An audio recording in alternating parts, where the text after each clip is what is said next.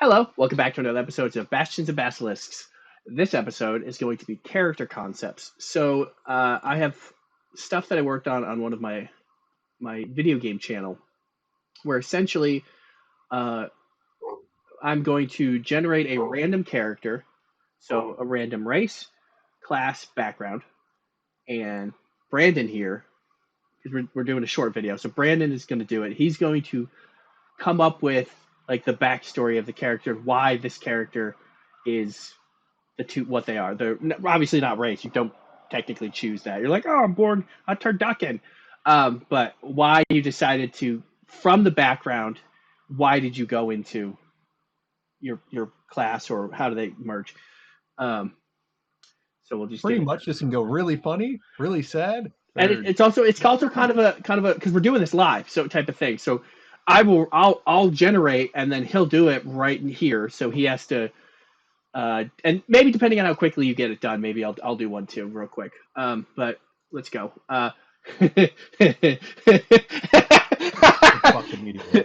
A Kobold Artificer with the Outlander background. Okay, what's the Outlander background? I don't know what that one is. It's from the Player's Handbook, and they're the Artilerist. They're an Artilerist Artificer, where essentially they just run around in the wilderness a lot. The feature is they always essentially know where they are. If they've been here before, they know where they are. They can't get lost in the woods. They can also always find enough food for a small party. Food and drink. Do I have to come up with a name? Because like names are like the worst. No, the name is Garu. It's the thing already generates a name. You said Garu? Yeah, Garu. Okay. Garu he was a person who had to dig a lot of mines, right? Or whatever we're using for this. Non-binary. They're also 43 years old. That is old for a kobold. No, they can get up to like 120, 130. I thought they got up to like 50. No, they're not there. Okay. They're real dragons, not dragonborn. They get up to 80. Garu, they, utilizing their knowledge of the local resources and local land they had, attempted to build a somewhat society for the family that they had with I don't know what you call a whole bunch of kobolds, other than I think they're called a tribe, but yeah, I don't know. Let's go with tribe because you said tribe. But their tribe of kobolds. So after scavenging around their old stomping grounds, as I could say, because they're 43, they know the area pretty well, and having a very awkward childhood, finding out what explosives are, they made this thing called TNT. At least what they thought about was TNT, and they started blasting really big it's dynamite. Yeah. They blasted really big holes into things, utilizing cave systems to eventually build this vast underground system that was later inadvertently kind of used as a sewer system for a civilization not that far away that was a congregation of multiple different races. So once that started happening, they decided to take it upon themselves to try and convince the local populace of not using their home that they just created for their tribe as a sewage system. Stop pooping at my house. Yeah, this is kind of disgusting, man. Like they might not be necessarily the cleanliest people, but they don't like it when people literally shit on their feet. So after the initial discussions failed and they were attempted to be ousted by some other party adventurers, they just took it upon themselves to find like-minded individuals within their fellow kobolds to start terrorizing the local populace to stop the defecation on their literal houses. They created large, pretty much cannons after finding out that once they were fleeing for the first time after a initial, I guess we could call raid on the local settlement, that they have really big, loud ass cannons, and they wanted to recreate this. So after spending some nights sneaking into the local settlement, scanning and taking sketches as best as they could of these big, loud things, they finally figured out that utilizing this TNT that they made and some sort of rocket, like a projectile-esque thing, using either wind, I don't know, I'm not a fucking engineer like my buddy here, they could launch this stuff into the settlement and possibly blow holes into the walls, scare the living shit out of them. Uh, that's all I have so far. I just went fucking really. You went in a weird direction, and I I respect it. did. I Uh, mean, I thought Kobold, I thought sewer, and that's where I went. Apparently, that's Dynamite and artillerist. racist, I think, or prejudiced at the very Me too. least. Um, I wasn't meaning to. the question is, okay, so this is your first time doing it, so I'm not going to be super critical of you. Why are they? Because they're an adventurer now. Because this is like if you were going to play this character, why are they adventuring now? What So happened? after that, the answer to that is by causing much more mayhem than what was intended. The tribe was actually fully ousted after the local settlement had to inquire to like local authorities to help get rid of them, as like a normal adventure group would probably end up having like that type of thing. Hey, the local kobolds are just, like causing problems. You go flush them out, get rid of them, you know? And they took that real personal. They're like, fuck these people. This sucks. Like, you uprooted my family. This is bullshit. And now their entire thing is to pretty much like go around and explain how kobolds aren't like, these lower life forms as, Wizard of the Coast and several other, people kind of just play them as. And they are these magnificent dragon beings, because we're all dragons here. And I had to do that.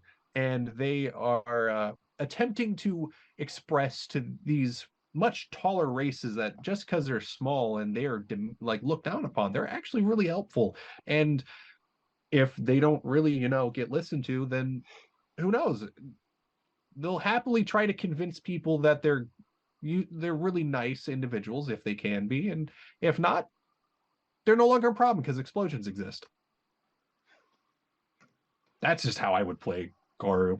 I think that'd be like a really fun hectic, because I think of art like artificers, like really quirky, weird people, mainly when they're artillerists, because they're constantly messing around with explosives and probably very bad Well, fuels. yeah, the artillerist isn't. They're not like artillery. More like they make guns essentially. But I mean, you were on the right track, and I didn't want to interrupt because you were vibing. I was just trying to go for something. Right. Okay.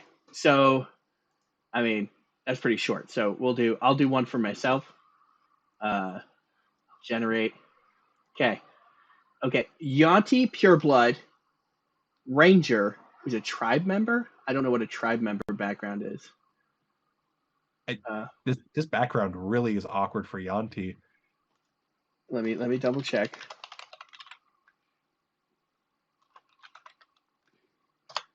I don't even know what it's from. Oh, Uthgard tribe member. Okay, you're an Uthgard. They just call it a tribe member. Okay. Got it. So character's name is Sokash. Why the picture is a woman, but it says that they're male. I mean, maybe they identify as male. I guess that's fine. So Swarm Keeper. That makes sense. They have a swarm of snakes. So Sokash, and 41 years old, so old. He grew up in, and I also don't know very much about Yuan-ti Pureblood. So he grew up in, I don't even think they're called tribes. Grew up with, in his civilization with, and based on, because like I said, it's the picture is feminine features and, breasts and not like, out, but identifies as male. So we're going to assume that trans man. So Sokash grew up in his with his fellow Yuan-ti purebloods, and at some point he knew that something wasn't right with himself. Not okay. That makes it sound. He didn't feel like he didn't identify as female like he was born into the body. So he dressed more masculine, and because of that, he spent time outside. Like he would go. He didn't like being in with all of the other people, all of the other Yuan-ti. So he would go out into the wilderness and kind of like go on hunt, like volunteered pretty early to go on hunts to prove to himself and also the rest of the tribe that he was a man, that he's not just kind of like the movie Prey, um, the the one with the I think I know what yeah, you're the one talking that's the indigenous tribe, and the woman runs into the predators. Yeah, there we go, Predator, the Predator movie. So kind of similar thing where he just wanted to prove himself. Like, yeah, I am a man. I can do man things. Um, and so and he kind of started getting affinity for. I mean, all of them are kind of vibing with snakes because they're they're purebloods. So but he kind of had more of a propensity towards snakes. So he started raising a snake here, a snake there, and then eventually he just got to the point where he just had a whole swarm of snakes. And he did get to the point where he's like, I've kind of proven myself to myself and to my tribe that I am a warrior of the wilds or whatever. Um, but now I want to go out and challenge myself by going out to the world. Um, Also, I don't think it picks his favorite enemy, does it? Um, uh, yeah, you bear no enemy towards your foe. Okay, it doesn't pick a favorite enemy. I don't think. We'll say birds. No. So essentially, the reason that he went out into the wider world is kind of to experience and learn more about other people, because he's probably um, experienced people here and there, but lived in the wilderness, um, and is used to the prejudice of people because he's a Yuan-ti, but also probably I guess probably it's less of an issue in the time of warriors and magic. It'd be less of our society is garbage, and they're like, oh no, you're a woman, stop trying to be a man. And be like, no, they don't give a shit. Like, you can fight, you can hold a sword, you can shoot a bow, you can sling magic. We cool. Like, no party I've ever been in has really given that much of a shit if you're a man playing a male character, a man playing a girl character, or a woman, or vice versa, whatever. So he essentially, the reason he went out and is he took him and his bag of snakes, and he even has the head full of snakes. So that's probably like, because I don't think I think they have normal like skin, or scaly skin, because they're still snake like, but he probably just has them like they kind of like, that's his swarm, is his head of snakes. And so, like, and the people think he's a Medusa or Gorgon. Um, Gorgon and Greek related, but sadly in well, D&D, yeah, Gorgon because Gorgon's the kind of the type. whole looking thing. Yeah, so essentially, he just kind of wanted to go out and learn more about the world and experience more of the world. Him and his bag of snakes, or head full of snakes, or whatever they are. Of course, I get a tough one because I don't know next to anything about Yuan-ti figures. So anyway, that's the concept. We'll try to do these sort of regularly, in between our other videos. I also want to do Pathfinder ones, but I'll try to find somebody else to do those with, because you don't know anybody. I don't know that much about Pathfinder either, so it'll be even more challenging for. Yeah, sadly, I've I know literally been watching every you haven't played Saturday yet, for but yeah. just So that's I used to call it character concepts of Calvin Calv, which is alliteratively pleasing. But yeah, that's character concepts. If you like the concepts, let us know. If you don't like the concepts, let us know. If you have an idea or if there's a request for a, like we're doing random ones now, and like I said, they'll probably be random. But if you have like a, oh, what about a this and this, what would you do with this combination or that combination? Not getting into the mechanical aspects of it, because this is just a Just like concept. a This is the backstory type of thing. backstory, RP type of inspiration um, ideas. Actually, it's character inspirations, but that's all this says. Nothing mechanical, or at least not super mechanical. But yeah, let us know what you think. Bye. Thanks for watching. Please like, subscribe, and comment. And now you get to listen to the outro song.